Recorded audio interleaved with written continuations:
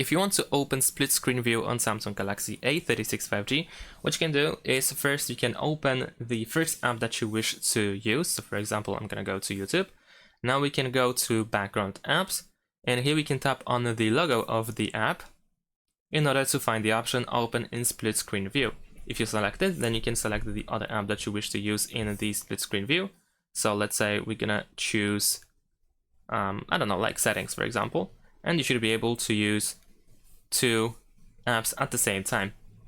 And that is it.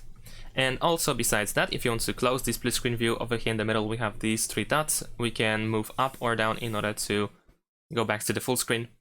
In addition to that, in the settings, if you go to advanced features, you can go to multi-window, and here we have swipe for split screen. Here we also have the instruction how to use it.